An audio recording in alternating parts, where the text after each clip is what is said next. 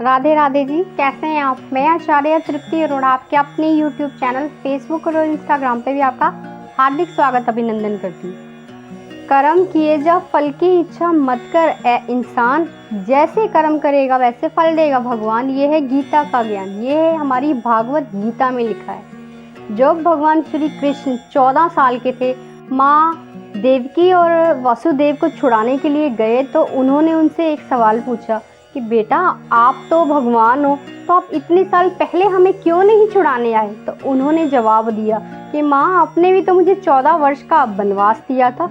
उन्होंने कहा मैंने कब दिया था तुम्हें वनवास।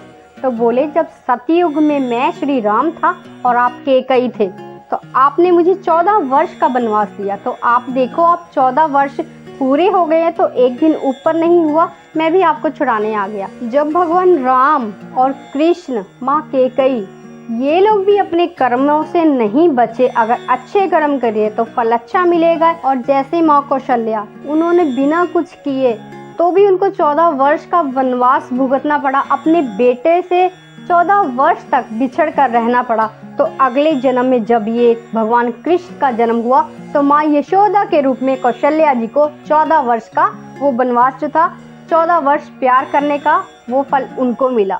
देखो कहाँ जन्म लिया और कहाँ आके वो पले। तो जैसे हम कर्म करेंगे वैसे ही फल देगा भगवान। ये भगवान श्री भागवत गीता में लिखा है। आजकल कोई गीता ही नहीं पढ़ता, भागवत गीता ही नहीं सुनता। अगर कहीं हो भी रही हो तो बस लोग मौज मस्ती करने के लिए जाते हैं, लेकिन उनका क्या मतलब है, उसमें रीज़न क्या है, क्या क्या उसमें बता रहे हैं, ये कोई अच्छी डीपली तरीके से सुनता ही नहीं। बस सुना, खाया पिया, बस आ गए जी हम गीता सुन के आए। उसे सुनो, अच्छे से सुनो, उसमें क्या लिखा है ये देखो।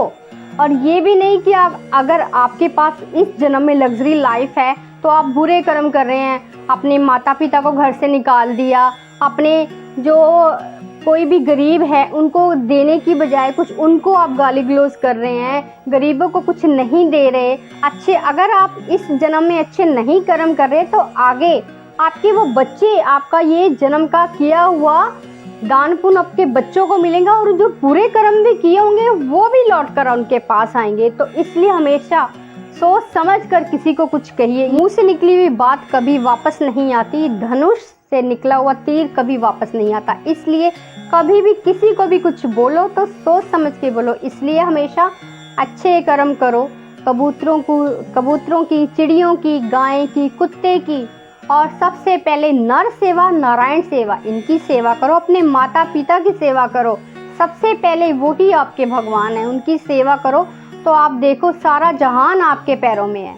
इसलिए सभी से मैं यही कहती हूँ कि अच्छे कर्म करो, एक ना एक दिन भगवान आपको फल ज़रूर देगा। ऐसी ही वीडियो देखने के लिए मेरे चैनल को लाइक कीजिए, सब्सक्राइब कीजिए और शेयर करना मत भूलिए।